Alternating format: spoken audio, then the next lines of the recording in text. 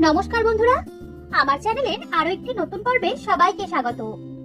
একদমই সহজ পদ্ধতিতে বানানো শিম দিয়ে তৈরি সুস্বাদু একটি রেসিপি আজ আমি আপনাদের সাথে শেয়ার করব, যেটা রুটি বা পরোটার পাশাপাশি ভাত ও ডালের সাথে খেতেও অসাধারণ লাগে।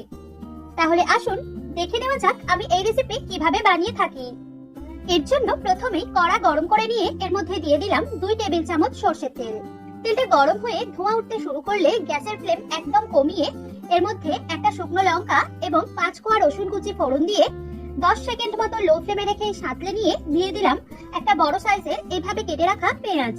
পেঁয়াজ কুচিগুলোকে মিডিয়াম ফ্লেমে রেখে 2 মিনিট মতো ভেজে নেওয়ার পর এর রং একটু পরিবর্তন হতে শুরু করলে এর মধ্যে দিয়ে দেব দুটো মিডিয়াম সাইজের এইভাবে কেটে রাখা আলু, 150 গ্রাম এইভাবে কেটে রাখা শিম এবং অল্প নুন। সব উপকরণ মিশিয়ে সামান্য নাড়াচাড়া করে নেওয়ার পর এটাকে ঢাকনা দিয়ে মিডিয়াম ফ্লেমে রেখে রান্না হতে দেব 5 মিনিট, যাতে আলু ও শিমের টুকরোগুলো ভাজা ভাজা হয়ে একটু নরম হয়ে আসে। মিডিয়াম ফ্লেমে প্রায় 5 মিনিট রান্না হওয়ার পর এখন ঢাকনাটা খুলে এগুলোকে একবার নেড়ে দিয়ে চেক করে নিলাম আলু ও শিম প্রায় 80% মতো সিদ্ধ হয়ে এসেছে। এই পর্যায়ে এর মধ্যে দিয়ে দিলাম আধখানা দানা বাদ দিয়ে কেটে রাখা টমেটো এবং হাফ চা চামচ হলুদ গুঁড়ো। সব উপকরণ মিশিয়ে মিডিয়াম ফ্লেমে রেখে আরো 2 থেকে 3 মিনিট অর্থাৎ টমেটোটা পুরোপুরি গলে আসা পর্যন্ত ভেজে নেব। ততক্ষণে ভাজা মশলা বানানোর জন্য কড়া গরম করে নিয়ে এর মধ্যে দিয়ে দিলাম হাফ চা চামচ গোটা ধনে ও জিরে এবং একটা শুকনো লঙ্কা।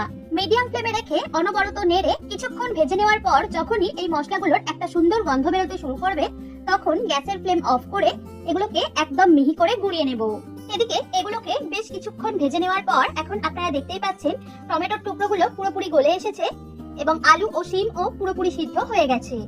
এই পর্যায়ে এর মধ্যে টেস্টটাকে ব্যালেন্স করার জন্য দিয়ে দিলাম কয়েকটা চিনির দানা। আপনি না চাইলে চিনিটা বাদও দিতে পারেন। এর সাথে সাথে দিয়ে দিলাম তৈরি করে রাখা ভাজা মশলাগুলো এবং 1 চা চামচ শুকনো খোলায় হালকা ভেজে রাখা পোস্ত। এই রেসিপিতে পোস্ত দেওয়াটা পুরোই অপশনাল, চাইলে দিতে পারেন আবার নাও দিতে পারেন। এবার সব উপকরণ মিশিয়ে হাই ফ্লেমে রেখে অনবরত নেড়ে আরো 2 মিনিট ভেজে নেব। এতে সবজিগুলো আরো একটু ঝরঝরে হয়ে যাবে। 2 মিনিট ভেজে নেওয়ার পর এখন গ্যাসের ফ্লেম অফ করে এটাকে একটা সার্ভিং প্লেট বা বাটিতে নামিয়ে নিলে তৈরি হয়ে যাবে আমাদের আজকের রেসিপি। আজ এ পর্যন্তই, সবাই ভালো থাকবেন, বাই।